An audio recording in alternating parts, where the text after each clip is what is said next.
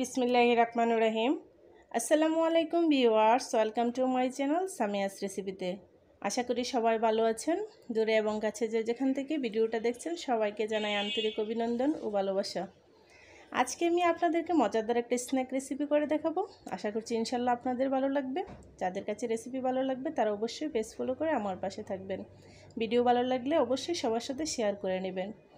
বাচ্চাদের টিফিনে কিংবা বিকেলের নাস্তা এটা একটা মজাদার রেসিপি, আর তৈরি করা যায় খুব সহজে এবং অল্প সময়ে।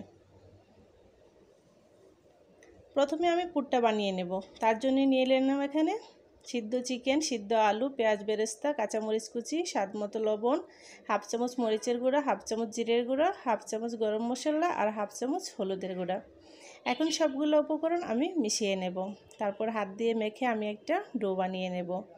এই রেসিপিটা বানানো খুব সহজ আর অল্প সময়ে ঘরোয়া উপকরণে তৈরি করা যায়। আমাদের হাতের কাছে সবসময় এই উপকরণগুলো থাকে। এখন আমার এই পুরটা রেডি হয়ে গিয়েছে, তো আমি হাত দিয়ে খুব সুন্দরভাবে এটা মেখে নিয়েছি। এই পুরটা এমনিতেই খেতে খুব সুস্বাদু। এখন আমি বানিয়ে নেব নাস্তাটা। তার জন্য প্রথমে আমি ছোটো করে রুটি বেলে হালকা একটু ছেঁকে নিয়েছি। তারপরে আমি এই নাস্তাটা বানিয়ে নেব। তো আপনারা এরকম ছোটো করে বেলে প্রথমে এটাকে ছেঁকে নেবেন।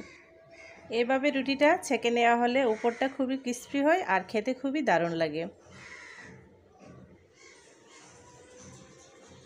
তো প্রথমে দিয়ে দিলাম পুরটা, তার উপরে দিয়ে দিচ্ছি আমি টমেটো, আর দিয়ে দেবো স্লাইস করে রাখা পেঁয়াজ, আর দিয়ে দিচ্ছি এখানে আমি চিজটাকে আমি গ্রেট করে নিয়েছি। এখন আমি অপর পাশটা একটা বাজ দিয়ে নেব। বাজ দিয়ে আমি এভাবে একটা চাপ দিয়ে লাগিয়ে নেব। তারপর চতুর্পাশের পুরটা হাত দিয়ে একটু চেপে সেট করে নেব। তো এখন আমার একটা নাস্তা বানানো হয়ে গিয়েছে। তো একইভাবে আমি আরেকটা নাস্তা বানিয়ে আপনাদের দেখিয়ে দিচ্ছি। তো প্রথমে পুরটা দিয়ে দিলাম, তার উপরে টমেটো আর পেঁয়াজ, তার উপরে দিয়ে দিচ্ছি আমি চিজ।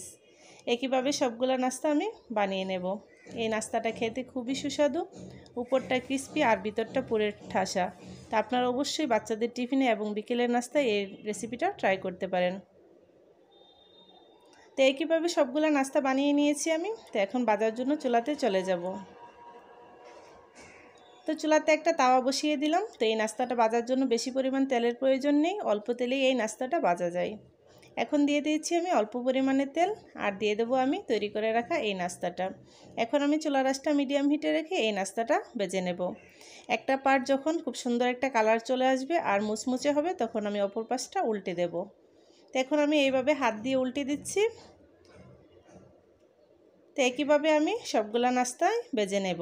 তো এখন খুব সুন্দরভাবে এই নাস্তাটা ভাজা হয়ে গিয়েছে। আমি এর অপর পাশটাও খুব সুন্দর করে ভেজে নিয়েছি। তো একইভাবে সবগুলা নাস্তাই ভেজে নেব। তো এখন আমি এই নাস্তাটা নামিয়ে নেব। বাকি সবগুলো আমি একইভাবে ভেজে নেব। তো আপনারা এই রেসিপিটা অবশ্যই বাচ্চাদের টিফিনের জন্য বানাতে পারেন। এটা স্বাস্থ্যসম্মত ঘরোয়া উপকরণে আমি তৈরি করেছি, আর এই উপকরণগুলো সবসময় আমাদের হাতের কাছে থাকে। তো একইভাবে সবগুলো নাস্তা ভাজা হয়ে গিয়েছে। তো মাশাআল্লাহ খুব সুন্দরভাবে আমার এই বিকেলের নাস্তাটা তৈরি হয়ে গিয়েছে। তো আপনারা অবশ্যই বিকেলের নাস্তায় চায়ের সাথে এই নাস্তাটা তৈরি করে নিতে পারেন। আমার চ্যানেলে এরকম নিত্য নতুন মজাদার এবং সহজ রেসিপি পেতে প্লিজ চ্যানেলটাকে সাবস্ক্রাইব করে পাশে থাকবেন। ভিডিও ভালো লাগলে সবার সাথে শেয়ার করে নেবেন। অলরেডি যারা আমার চ্যানেলের সদস্য হয়েছেন তাদের সবাইকে জানাই অসংখ্য ধন্যবাদ। তো এখন এই নাস্তাটা কতটা ক্রিস্পি হয়েছে আমি একটা ভেঙে আপনাদের দেখিয়ে দিচ্ছি। মাশাআল্লাহ খেতে খুবই ভালো হয়েছে। তো আপনারা অবশ্যই এই রেসিপিটা ট্রাই করবেন, আর রেসিপি ভালো লাগলে লাইক কমেন্ট করতে ভুলবেন না। আশা করছি আবার দেখা হবে অন্য কোনো রেসিপিতে। সেই পর্যন্ত সবাই ভালো থাকবেন। ভিডিও দেখার জন্য আবারও সবাইকে ধন্যবাদ। আল্লাহ হাফেজ।